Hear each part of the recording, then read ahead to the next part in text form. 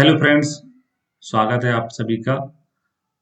आज हम पढ़ने जा रहे हैं चरक संहिता में जो रसायन अध्याय है उसके 4 पाद हैं। उसमें से 2 पाद लास्ट के वीडियोस में हमने देखे हुए हैं। आज हम पढ़ने जा रहे हैं इसका तीसरा पाद, जिसका नाम है कर प्रचितीय अध्याय। इसमें टोटल 16 योग हैं। जो महत्वपूर्ण योग हैं उनको हम देखेंगे। स्टार्ट करते हैं सबसे पहले आम्लक अयस ब्रह्म रसायन से। तो इसमें आंवला भी है, आयस यानी लो भी है, आप समझते हैं, है ना। तो एक आड़क आम्लक चूर्ण होता है जिसमें 21 बार आम्लक स्वरस की भावना होती है और 1/8 भाग इसमें लोहे का चूर्ण होता है। लोहे का भस्म नहीं होती है, भस्म शब्द चरक संहिता में उल्लेख में नहीं आया है। लो चूर्ण, अयस चूर्ण शब्द आता है। इसको मिलाकर उसका सेवन कैसे करना चाहिए? मधु और घृत के साथ करना चाहिए। तो जो चाटने वाली चीजें होती हैं वो ज्यादातर किसके साथ सेवन की जाती हैं? मधु और घृत के साथ सेवन की जाती है। कितना लाभकारी है? तो फलश्रुति में लिखा है जरा व्याधि प्रशमनम बुद्धि इंद्रिय बलप्रदम। तो ये लाइन बहुत इंपॉर्टेंट है क्योंकि अगले चैप्टर में पढ़ेंगे कि शिलाजतु में भी ऐसे ही लाइन आती है, लेकिन वह लाइन थोड़ी भिन्न है। देह आडय क्रम उसमें आता है। तो ये बुद्धि इंद्रिय बल पदम बहुत इंपॉर्टेंट है। इसके बाद में केवल आम्लक रसायन, यानी आपको कुछ भी नहीं करना है, केवल आंवले का सेवन करना है। जैसे अभी कोरोना काल में हमने देखा कि विटामिन सी इतना महत्वपूर्ण हो गया था इम्यूनिटी बढ़ाने के लिए। तो केवल आम्लक रसायन के लिए लिखा है संवत्सर पयोवृत्ति गवाम मध्य बसे सदा, यानी ऐसा कोई व्यक्ति जो कि साल भर, संवत्सर का मतलब होता है 1 वर्ष, 1 वर्ष तक गायों के मध्य में रहा हो और केवल दूध का सेवन किया हो, ऐसा व्यक्ति फिर शुभ नक्षत्र में आंवले के वृक्ष में चढ़ के सीधा आंवला के सेवन करता है। यह इसकी कहानी है आम्लक रसायन की। इसके बाद बढ़ते हैं अगले युग में, जो कि है लोह रसायन। लोह रसायन में ऑब्वियस है धातु ही मतलब होती है लोहा। इसकी फलश्रुति में लिखा हुआ है कि धीमान यशस्वी वाक् सिद्धि श्रुतधारी महाधना भवेत समाम प्रजनो नरो लोह रसायनम। तो एग्जाम में याद रखने का तरीका, जैसे मेरे नाम में सरनेम में लोधी आता है, तो यहाँ पर लो आया और यहाँ से धी आया, तो हमारे लिए तो आसान हो गया। आप लोग इसको मान लो या फिर मान लो इसमें भी धीमान ही आता है। ऐसा करके भी याद कर सकते हैं। लो और धीमान से चालू होता है। यस हमें मिला हुआ है थोड़ा बहुत आप सभी छात्रों के स्नेह के कारण। तो यशस्वी, हमने किसी को अगर बोला आपका सिलेक्शन होगा, 100% होगा, वाक सिद्ध हुए हैं। और जो सुना हुआ है वह याद रह जाता है। तो सूत्रधारी ऐसा इसमें लिखा है। हम किसी और का उदाहरण देके याद करा रहे हैं, आप स्वयं उदाहरण देके भी याद कर सकते हो। तो लो रसायन में धीमान, यशस्वी, वाक सिद्ध, सूत्रधारी ऐसे वर्ड आते हैं। फिर बढ़ते हैं एंद रसायन में। तो एंद रसायन में लिखा है परम ओजस कर्म चे एतत् सिद्धम एंद रसायनम। तो इसमें जो पहला शब्द आया है परम ओजस कर्म, ये एग्जाम हॉल में बहुत ज्यादा पूछा गया है क्योंकि इसी से मिलता जुलता दिनचर्या में जब हम स्नान पढ़ते हैं तो स्नान के लिए आता है ओजस कर्म परम। ठीक है, इसलिए ये इंपॉर्टेंट हो गया है एंद रसायन। तो याद रखने का तरीका, जब कभी हमें बहुत अच्छा सावर मिल जाता है, टब मिल जाता है, तो कहते हैं आज कैसा स्नान होगा? परम स्नान होगा। परम स्नान, परम स्नान, परम स्नान। बार बार बोलना है आपको ताकि एग्जाम हॉल में ये आपके शब्द आपके कानों में गूंजें कि परम स्नान, परम स्नान, परम स्नान।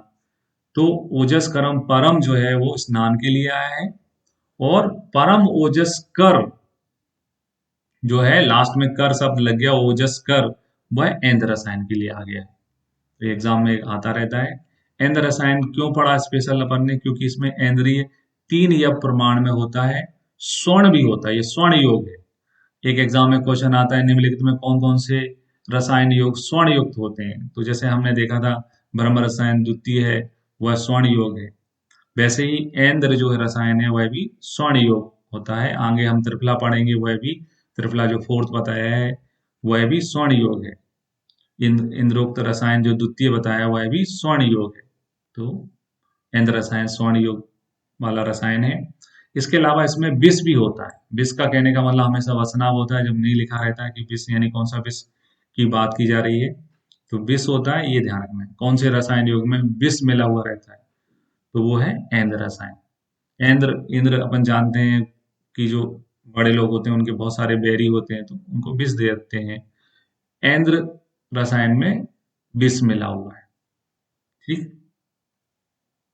इसके बाद में इसी चैप्टर में मेद रसायनों का वर्णन है। मेद रसायन वो होते हैं जो हमारे दिमाग के लिए बहुत अच्छे होते हैं, हमारी मेमोरी पावर को बढ़ाते हैं, बूस्ट करते हैं ब्रेन को। इसमें कौन कौन से आते हैं योग, तो मंडूक पर्णा स्वरस प्योज्य, मंडूक पर्णी का स्वरस, क्षीरेण दूध के साथ लेना है, क्षीरेण यष्टि की मदद से चूर्ण, दूध के साथ में क्या लेना है, यष्टि मधु चूर्ण, और रसो गुड़चा गुड़ची का रस, सा मूला कल का प्योज्या खलु शंख पुष्पा, और पूरा शंख पुष्पी का छोटा सा पौधा होता है तो पूरा मूल के साथ पुष्प के साथ पूरा यूज करेंगे पंचांग कल्क, वो शंख पुष्पी का पूरा पंचांग कल्क यूज होता है। तो उसमें चार आते हैं। अब याद एग्जाम में याद रखने का तरीका, जब भी मेद रसायनों की बात आती है तो आप सभी को मालूम है कि जो मेद होते हैं वो हमारे दिमाग के लिए होते हैं, हमारे ब्रेन के लिए होते हैं। तो चार हैं।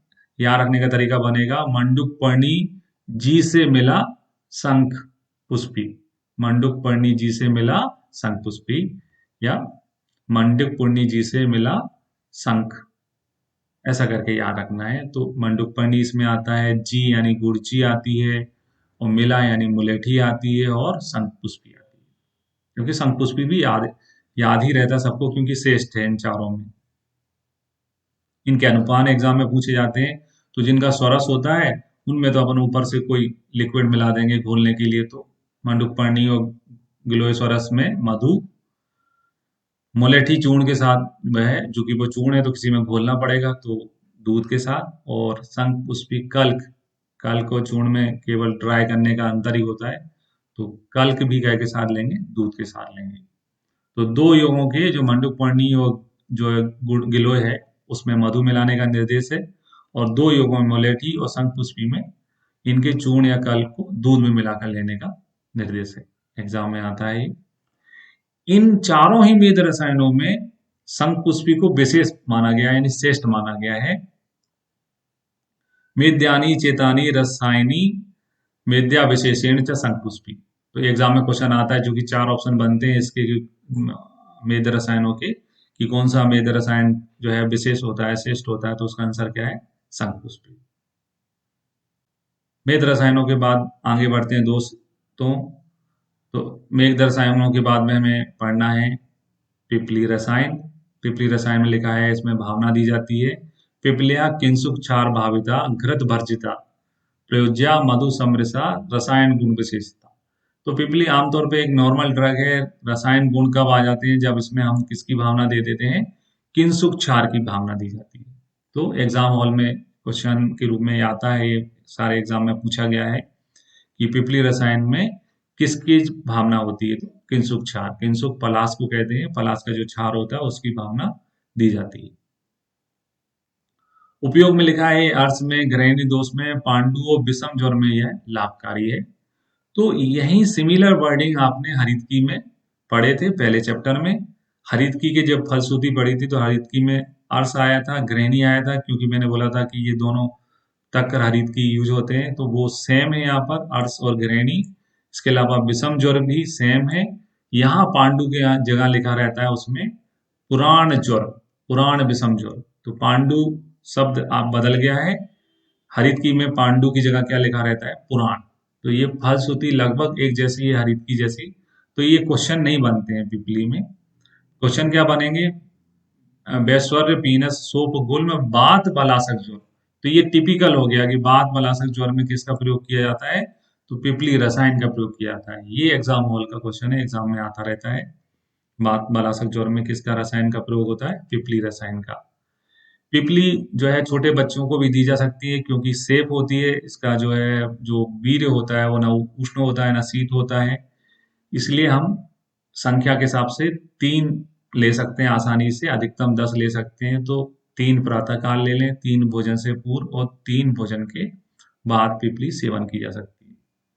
पिपली सेफ है तो इसको, जैसे हमने भल्ला तक यूज किया था बढ़ते क्रम में, वैसे ही बढ़ते क्रम में पिपली का भी सेवन किया जाता है। वह योग कहलाता है पिपली वर्धमान पिपली रसायन। इसमें पहले दिन 10 पिपली का यूज होता है। तो ये दोनों के योगों में अंतर है। भल्ला तक चूंकि विष है, वो विष में आता है, इसलिए भल्ला तक की संख्या 1 से स्टार्ट हुई थी। जबकि यहाँ पिपली जो है वो सेपेस्ट है, छोटे बच्चों में तक यूज होती है, तो उसकी संख्या 10 है। 10 पिपली दूध के साथ प्रयोग करें। दूसरे से दिन से उसको प्रतिदिन 10-10 बढ़ाते जाएं और उसके बाद में 11वें के दिन के बाद धीरे धीरे घटाते जाएं। इस प्रकार टोटल 1000 पिपली का प्रयोग करना चाहिए वर्धमान पिपली रसायन में। तो कुल पिपलियों की संख्या वो ध्यान रखनी है, एग्जाम में आता है कितना है, अधिकतम पिपली कितनी यूज करनी है, 1000।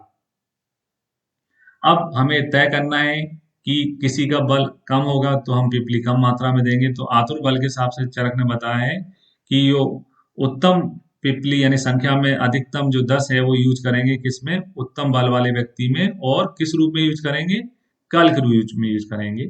तो शिला पिस्टम कल्क, ऐसी परिभाषा है कि शिला में पीस कर जो है कल्क बनाया जाता है। तो पिस्टा जो है वो कल्क का ही स्वरूप है, उसमें कोई कंफ्यूजन की बात नहीं है। 10 सभी आचार्यों ने बताई हैं, उत्तम व्यक्ति में दे सकते हैं। मध्यम में आ जाता है काढ़ा। मध्यम वर्गीय लोग काढ़ा पीते थे, अभी कोरोना काल में सभी को मालूम है। सबसे तो कल के बाद में मध्यम में क्या आ गया, काढ़ा, श्रता। और हीन में जो है आता है चूर्ण। हीन शक्ति वाला जो होता है वो चूर्ण होता है। ठीक है, तो इनको तीनों को क्रम को याद रखने के लिए के सी लिख सकते हैं, के और सी, के सी। इसके अलावा एक शब्द बनाया जा सकता है पी सा और चा, पिशाच। तो पिपली के स्वरूप का जो फंडा बनेगा वो बनेगा पिशाच। पिशाच करके भी याद कर सकते हैं आप, या फिर के सी, हिंदी में आपको बिल्कुल के सी करके याद कर सकते हैं। फिर आते हैं इनकी मात्राओं में। मध्यम में चरक ने 6 बताया, सुश्रुत ने 7 बताया है। जब हम संहिताएं पढ़ेंगे तो ये हमेशा गौर करेंगे, सुश्रुत सर्जन है, सर्जन का एक गुण होता है शौर्यम, उसमें डेयरिंग होती है, वो हमेशा रिस्क लेता है। तो सुश्रुत हमेशा मात्राएं ज्यादा बताएंगे। तो चरक में कम है 6, सुश्रुत में है 7। भोज ने दोनों ऑप्शन दे दिए, 7 से 5 के बीच में रह सकते हैं। हीन व्यक्ति में चरक बता रहे हैं 3, सुश्रुत डेयरिंग दिखा रहे हैं और संख्या ज्यादा बता रहे हैं कितनी, 5। तो इससे प्रतीत होता है कि सुश्रुत जो है वो थोड़ा रिक्स लेने वाले होते हैं, सर्जरी में हमेशा रिक्स ही लिया जाता है। तो संख्या सुश्रुत हमेशा ज्यादा बताते हैं। चरक 3 ही बताते हैं, सुश्रुत 5 बताते हैं। भोज ने चरक जैसे ही बताया है 3। फलश्रुति में लिखा है भ्रंगणम स्वरयम आयुष्यम प्लियोदर विनाशनम। तो ये टिपिकल क्वेश्चन जो एग्जाम में आता है कि प्लियोदर नाश करने के लिए, जैसे हमने कल रसायन के भेद पढ़े थे, तो उसमें नैमित्तिक रसायन था, काम्य रसायन था, अजसिक रसायन था। तो नैमित्तिक रसायन के रूप में कार्य करता है पिपली, किसके लिए, प्लेयोदर रोग के लिए। तो अगर केवल पिपली रसायन लिखा है तो बात बलासक एक एग्जाम में आता है, और वर्धमान पिपली में प्लियोदर एग्जाम में आता है। इसके अलावा इसको रसायन तो होना ही है, तो रसायन के जो गुण होते हैं, वैसा स्थापना मेद पिपली नाम रसायनम वयस्थापन, मेद गुण भी पिपली के अंदर होते हैं, इसलिए बच्चों को दी जाती है, मेद भी है। चक्रपाणी के हिसाब से अगर आपसे पूछ लिया जाए कि उसमें कितनी बताई गई स्टार्टिंग मात्रा, तो भी चक्रपाणी में भी 10 ही से स्टार्ट किया। तो जो चरक में 10 पिपली है, वही पिपली जो है चक्रदत्त में भी बताई गई, एग्जाम में पूछा गया, घबराने की जरूरत नहीं है। चरक चक्रपाणी दोनों के मत समान है। पिपली सेवन करने के बाद में क्या सेवन करना चाहिए, तो जीर्णे जीर्णे जब भुक्षित षष्टिक क्षीर सर्पा, यानी दूध और घी से बनी जो खीर है उसका सेवन इसके सेवन करने के बाद में करना चाहिए। ये भी एग्जाम में आता है। जो वर्धमान पिपली रसायन है वो चरक में रसायन चैप्टर में बताया गया है। तो हम ऐसा मानते हैं कि चरक इसको रसायन के रूप में काउंट करते हैं। जबकि काश्यप बच्चों के डॉक्टर हैं, तो बच्चों में जो बीमारियां होती हैं, जैसे सर्दी खांसी होती है, तो हम लोग घर पर भी पिपली घिसकर चटाते हैं। तो काश्यप ने जो है राजयक्षमा में वर्धमान पिपली रसायन का प्रयोग बताया है। ये दोनों मत मतांतर है, एग्जाम में आते हैं। बढ़ते हैं दोस्तों इसके आगे। अब देखते हैं त्रिफला रसायन। तो त्रिफला रसायन में सबसे पहले त्रिफला रसायन प्रथम जो है उसमें लिखा गया है जरना अंते अभ्याम एकाम प्राग भुक्त्यात द्वै विविध के भुक्तवा तु मधु सर्पी भ्याम चतवार्या अम्लकानी चा। यानी जरण के अंत में अभियानी हरित की देना चाहिए, जरणांते हरित की, प्राभुग्यात तो विविध के, खाना खाने के पूर्व जो है विविधक, और भुक्तवा तो है ना, खाना खाने के बीच में क्या देना चाहिए, आमल की। देखिए दोस्तों, जो है विविधक खाना खाने के पहले मधुर अवस्था पाक होता है, तो विविधक कफ हर है, इसलिए हम सबसे पहले भोजन के पूर्व विविधक का सेवन करते हैं। खाने खाने के बीच में गृहिणी में पित्त का पाक पित्त पित्त दोष जो है उत्पन्न होता है, इसलिए हम आंवले का यूज कर रहे हैं। और खाना खाने के बाद में वायु की उत्पत्ति होती है, इसलिए खाना खाने के लास्ट में हम किसका यूज कर रहे हैं? हरित की। तो ये कंसेप्ट है, और कंसेप्ट सुन के मुझे बहुत अच्छा लगा, तो मैंने बोला वाह। तो बा का मतलब होगा विविध की, अमल की और हरित की। चरक में त्रिफला रसायन यूज करने का जो तरीका है वो है बा, यानी विविध की, अमल की और हरित की। जब हम भेल संहिता पढ़ेंगे तो उसमें चेंज हो जाता है, उसमें सबसे पहले जो है आक हो जाता है, यानी पहले अमल की आता है, फिर हरित की आता है, और भोजन के लास्ट में विविधक आता है। ऐसा क्यों होता है? क्योंकि भेल के अनुसार जो विविधक होता है वो पित्त श्लेष्म कर होता है और वात का समन करने वाला होता है। तो हरित की यहाँ जो है भेल विविधक को वातहार मानते हैं, इसलिए फॉर्मूला बदल के आ हो जाता है। इसके बाद पढ़ते हैं त्रिफला। द्वितीय तृतीय में कोई क्वेश्चन नहीं बनते हैं, फोर्थ में आते हैं। तो त्रिफला रसायन जो फोर्थ है उसमें त्रिफला के अलावा सर्व लोहे स्वर्णीय, तो सभी प्रकार के 5 लोहे और स्वर्ण भी होता है। तो कौन कौन से स्वर्ण योग हैं वो एग्जाम में आता है। चरक संहिता रसायन चैप्टर में कौन कौन से स्वर्ण योग बताए गए हैं? तो जो ब्रह्म रसायन द्वितीय है वो है स्वर्ण योग था, ऐन्द्र रसायन था वो है स्वर्ण योग था। फिर पढ़ रहे हैं अपन त्रिफला चतुर्थ, उसमें भी स्वर्ण योग होता है। इसमें इसके अलावा बचा मधुसर्पी होते हैं, और इसका यूज करने पर क्या होता है? संवत्सर प्रयोण मेघा स्मृति बल प्रदान, 1 साल का प्रयोग करने पर मेधा स्मृति और बल की प्राप्ति होती है। इसके बाद दोस्तों आगे बढ़ते हैं हम शिलाजतु रसायन में। तो शिलाजतु रसायन में सबसे पहले शिलाजतु के जो है देखते हैं, उसके गुण बताए गए हैं।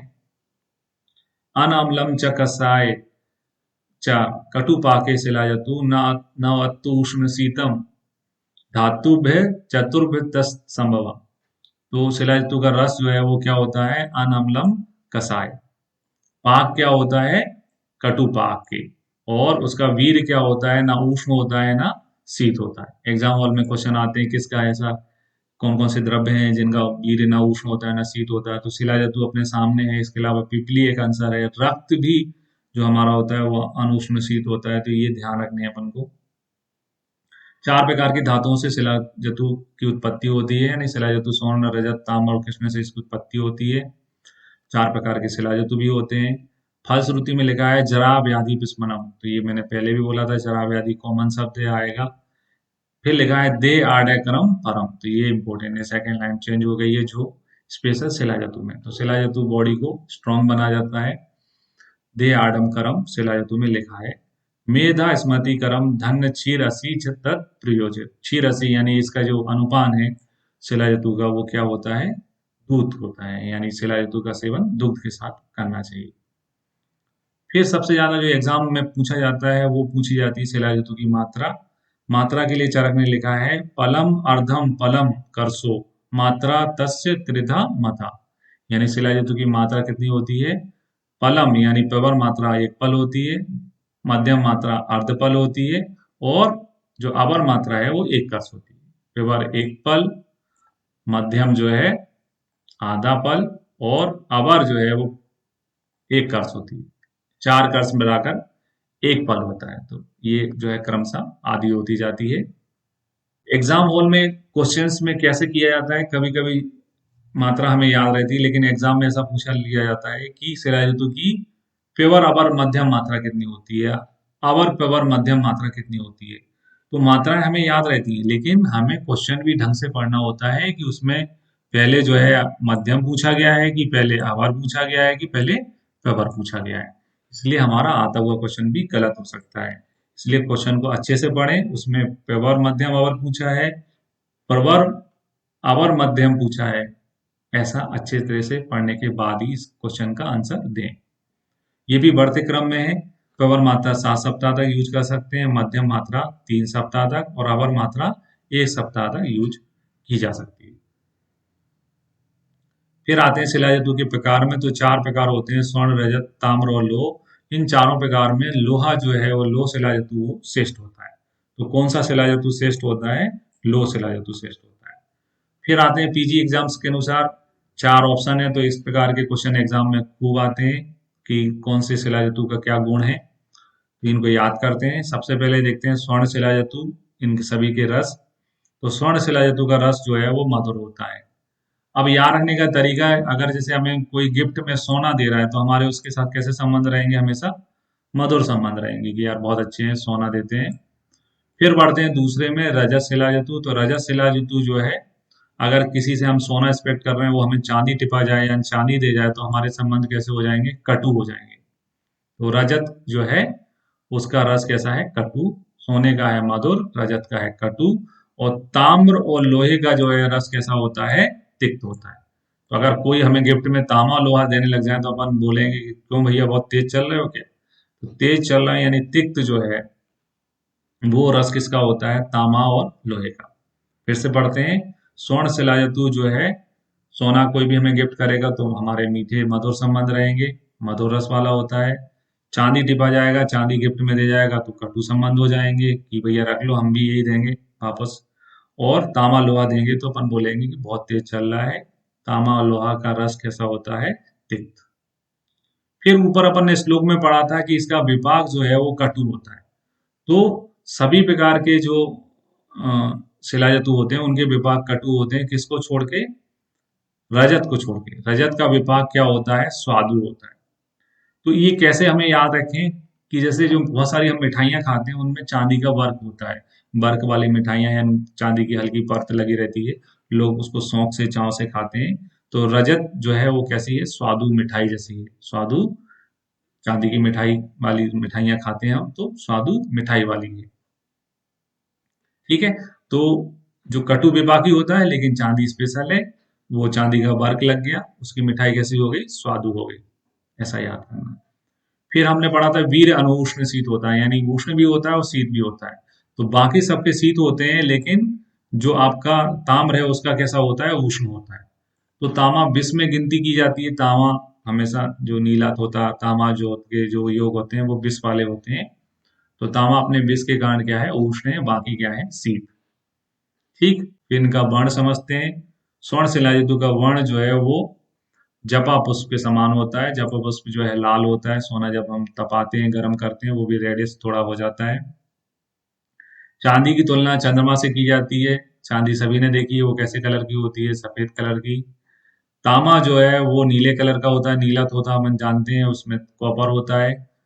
तो बहिर्कंठ यानी जो जो मोर का जो ग्रीवा होती है नीला, वैसा जो है तांबा शिलाधातु होता है। और लोहा और गुगलू दोनों निर्यास में काले से दिखाई देते हैं, तो लोह जो है वो गुगुला भास वाला होता है। फिर आए दो संज्ञता में, तो स्वर्ण शिलाजतु जो है वो वात पित्त जो है वात पित्तज होता है। तो याद रखने का तरीका, जैसे वात पित्तज घृत सामक घृत का समन करता है, तो ये वात पित्तज हो गया। रजत जो है वो कफ पित्तज है। तामा जो है विष है, तो विष के कारण कफ का नाश कर देगा। जैसे कफ की चिकित्सा बामन होती है, वैसे ही तामा यानी नीला तोता जो विष होता है वो भी बामक होता है, तो ये तामा वाला कफ में काम में आएगा। और लो शिलाजतु तभी श्रेष्ठ माना जाएगा जब वो त्रिदोष सामक होगा, तो ये त्रिदोष सामक होता है। फिर बढ़ते हैं इन अन्य क्वेश्चनों में। तो शिलाजतु सेवन काल में पथ्य क्या है, विधाई गुरु अन्नपान और कुलत जो है वो यह अपथ्य होते हैं, मतलब इनका सेवन नहीं करना चाहिए। क्यों, क्योंकि शिलाजतु मिनरल पिच है, एक प्रकार से मिनरल्स होते हैं इसके अंदर। तो अगर हमारे इंडाइजेशन चलेगा, अगर, तो ये एब्जॉर्ब नहीं हो पाएंगे। तो इसीलिए जब हम कोई हैवी ड्रग देते हैं, तो एंटीबायोटिक देते हैं, तो साथ में एसिलॉक एलोपैथी में दिया जाता है कि भाई वो एसिडिटी नहीं रहे। तो यहाँ पर विदाही और गुरु अनपान और कुलत, कुलत अम्ल पित्त जना नाम, कुलत जो होती है वो अम्ल पित्त को उत्पन्न करती है, एसिडिटी को उत्पन्न करती है। तो ऐसी चीजें जो आपके अंदर एसिडिटी उत्पन्न करें उनका सेवन से शिलाजतु सेवन काल में नहीं करना है, क्योंकि उसका एब्जर्वेशन अच्छे से नहीं हो पाएगा। बागभट ने कुलत के अलावा के से चालू होने वाली दो चीजें और जोड़ दी हैं, कुलत तो था ही, काकमाची और कपोत। तो इसी क्रम में बढ़ा दिया कि कपोत और काकमाची का भी सेवन सेवन काल में नहीं करना चाहिए। शिलाजतु प्रयोगेण विधानी गुरुणी च वर्जेत सर्वकालम तु कुलत्थ परिये। तो ये संस्कृत लाइन भी एग्जाम में बहुत पूछी जाती है। सर्वकालम तु कुलत्थान परिजेत किसके लिए कहा गया है?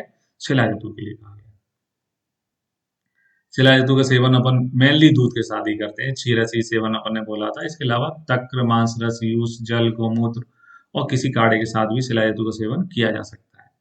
शिलाजतु का वर्णन रसायन में इतना डीप क्यों किया गया है? क्योंकि उसकी तारीफ में कहा गया है, शिलाजतु की तारीफ में, ना सो अस्ति रोगो भुवि साध्य रूपा। यानी ऐसा कोई रूप जो है साध्य रोग नहीं है जो कि शिलाजतु द्वारा ठीक ना हो सके। शिला आयम या ना जयेत प्रसयम। यानी कि शिलाजतु इतना इम्पोर्टेंट है कि हम अगर किसी रोग में उसको देते हैं, साध्य रोग में, तो वो 100% ठीक हो जाएगा। ये इसमें कहा गया है। तो दोस्तों, तीसरे जो पाद हम पढ़ रहे थे उसमें कर्पचिति जो पाद है हमारा रसायन का, उसमें इतना ही है। अगले वीडियो में फिर से मिलते हैं। अगर आपको ये वीडियो पसंद आया है तो इसे लाइक करें, हमारे चैनल को सब्सक्राइब करें। आप सभी का बहुत बहुत धन्यवाद।